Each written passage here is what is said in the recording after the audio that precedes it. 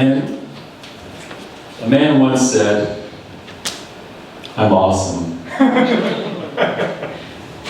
I deserve to be admired, and I deserve praise and respect." And another person said, "Wow, how did you become awesome?" And he responded, "I was born that way. But I made myself even more awesome along the way." Wow, okay.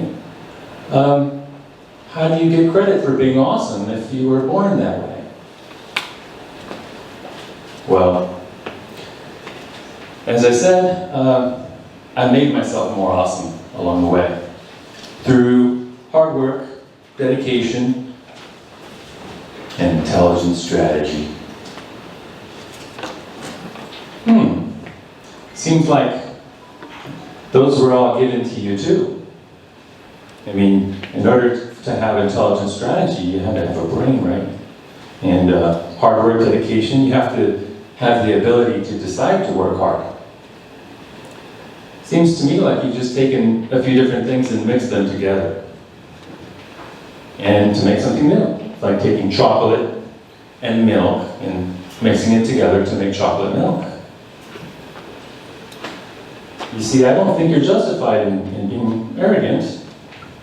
I don't think I would be justified in feeling inferior or like I'm just not good enough. Right? Yeah, I think you might have a point. I want to talk to you guys today about humility and why humility, or being humble, is a better approach to life, and why arrogance and pride is kind of inferior, not as good.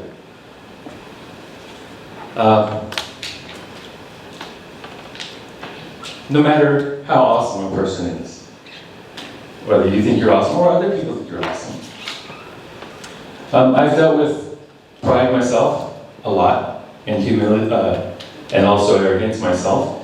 And I've found that usually, whenever I feel arrogant or prideful and thinking back, and even now still, I deal with that, it's usually a result of deep insecurity and trying to hide something.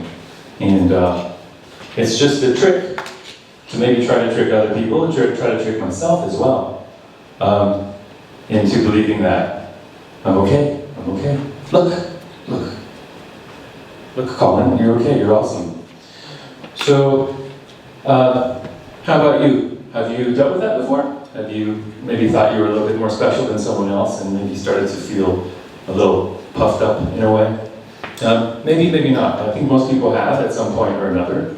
And usually it's pretty subtle, right? Usually we don't say, "I'm awesome." And usually it's quite subtle. We can be arrogant about many different things. For example, family, nationality, race, appearance, athletic ability, artistic ability, etc., etc. But those things are all outside of our control. You can't control how much talent you have for music, right? You can't control where you're born. However, you might be thinking, "Hey Colin, wait a minute. What about achievements a person can have control over, or does have control over?" Surely arrogance is wrong, but probably a little bit less wrong if a person is self-made, right? What about the self-made millionaire who came from nothing? What about the powerful leader who changed the world?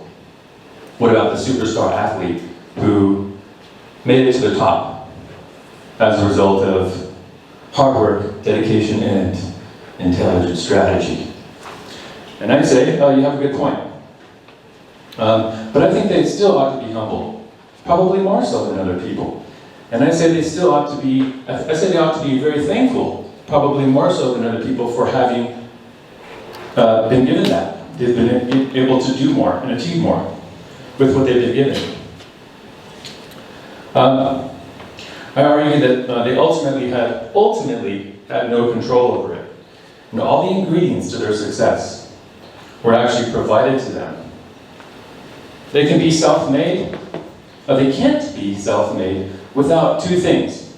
One is the ability to even make a decision, to decide that they want it. And the second thing is the ability to take action based on what they want. So, just the ability to decide to do something is called an exercise of the human will.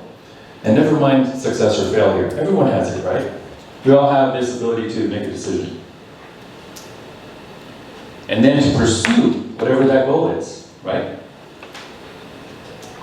So I'm just talking about the ability to want something and then to pursue it. Every awesome person uses it to be awesome. And this ability to make choices, to pursue a goal, is what we call the human will. And the human will, combined with the emotion and the mind, makes up what we call the soul. All right, pretty deep stuff, right? But soul. Has anyone here created their soul? Paul, did you create your soul? He has no soul. Your own soul. Have you created anyone else's soul? Yeah, Eric's. Justin, did you create a soul? Yes. You did. Okay, that's awesome. Tell us afterwards how you did it. Chris, have you created a dog soul? Not yet. Anyone? Mosquito soul? Anything? No one? Okay. Yeah, I didn't think so. Yeah, it's kind of tough to do that. So the bottom line is whatever we are or do or have is either an accident of the laws of nature, or it's given to us by an intelligent being. And so being humble and being thankful should be our response.